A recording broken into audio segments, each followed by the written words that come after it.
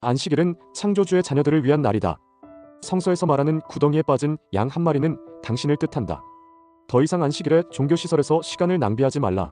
안식일은 창조주의 자녀들을 위한 날이거늘 안식일이 자녀들의 위에 있는 것이 말이 되느냐. 안식일에 저급한 영인 종교 지도자들이 만든 교리를 지키기 위해 구덩이에 빠진 자신을 외면하는 어리석은 자가 되지 말라. 창조주의 자녀는 안식일 위에 있고 안식일보다 더 귀하다. 더 이상 어둠의 자식이 되지 말고 빛을 향해 걸어가는 빛의 자녀가 되어라. 내가 가장 경멸하는 단어 두 가지. 첫 번째, 스승님. 두 번째, 존경합니다. 첫 번째에 대하여 나에게 코칭받은 제자들 가운데 나를 스승으로 호칭하는 사람들이 있다. 앞으로는 그냥 슈카이브님으로 불러주는 것이 더 편하다. 나는 누군가의 스승이 될 자격이 되지도 않고 그럴 생각도 없다. 사람의 마음이 워낙 간사하여 현재 자신의 마음 상태가 넉넉하고 행복하기 때문에 나를 스승으로 존칭하는 것이다. 그러나 잠시 후 뜻한 대로 잘 되지 않거나 조금이라도 서운함이 들면 이 사람이 당신 김태광 씨라고 하는 자들이 많았다. 하나를 보면 열을 안다라는 말이 있다.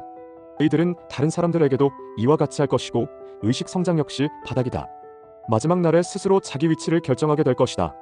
어둠의 자식들이니 어둠 속으로 계속 걸어가게 된다. 두 번째에 대하여 대부분의 사람들은 그 사람의 인격이 아닌 영격, 영의 품격을 보기보다 물질계의 기준, 즉 자산이 많고 그저 유명하다는 생각이 들면 별 생각 없이 존경합니다라는 말을 사용한다. 네이버에 존경이라는 단어의 뜻을 검색해보았다. 유명한 정치가, 유명한 기업가, 유명한 작가, 유명한 강사, 유명한 유튜버 등 이들을 만나고 싶어 안다라고 만나면 셀카를 찍어서 SNS에 인증하여 마치 자신이 그 사람과 친분이 있는 양 과시한다. 하지만 이러한 것은 다 헛것임을 잘 알고 있다. 지금은 존경합니다고 말하지만 머지않아 사람들의 구설에 오르게 되면 가장 먼저 앞장서서 손가락질하고 비난하게 될 것이다. 마치 성서에 나오는 수석제자였던 베드로와 같은 행동을 하게 된다. 그는 스승 예수께서 큰 어려움이 닥치기 전에는 목숨을 다해 따를 것이라고 자신있게 말하였다. 그러나 그는 예수가 체포된 후 자신의 목숨이 위태로울까 두려운 나머지 닭이 울기 전에 3번이나 스승 예수를 모른다고 부인하였다. 나는 어떠한 경우에도 사람들에게 존경합니다 라는 말을 듣고 싶지 않다. 내게 이런 말을 하는 사람과는 같이 말도 섞지 않을 것이며 카카오톡도 차단할 것이다. 누군가에게 존경한다는 말을 쓰기 전에 이 사람을 평생 존경할 수 있는지 생각해보고 그럴 수 없다면 절대 쓰지 말기를 바란다. 존경이라는 단어는 그만큼 무겁고 위험한 발언이기 때문이다. 그래서 나는 절대 존경합니다라는 말을 쓰지 않는다. 가장 선하시니 아버지 창조주 외에 존경을 받아 마땅한 존재는 없다. 지금부터 1000개의 의식 화폐를 저축하라. 책을 쓰는 일을 가볍게 생각하지 말라.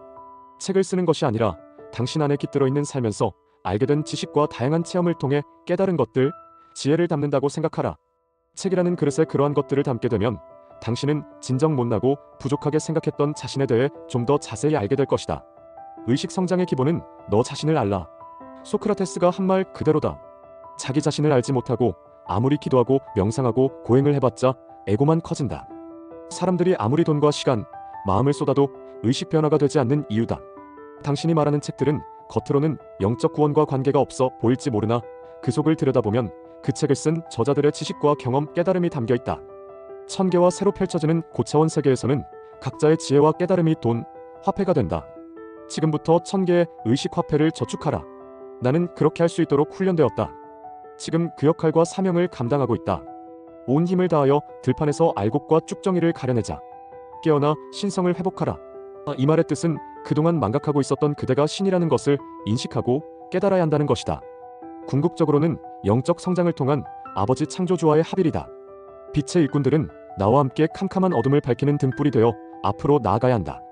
어둠 속에서 헤매는 자들을 건져내야 한다.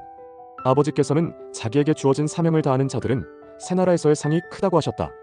나와 함께 추수를 앞두고 있는 들판에서 온 힘을 다하여 알곡과 쭉정이를 가려내자. 이제 그날이 속히 오리니 충만한 마음으로 추수하자. 머지않아 동쪽 하늘 끝에서 서쪽 하늘 끝까지 선택된 자들을 부르는 나팔 소리가 울려 퍼질 것이다. 휴거 당일 세상에 벌어지는 전 세계적 상황.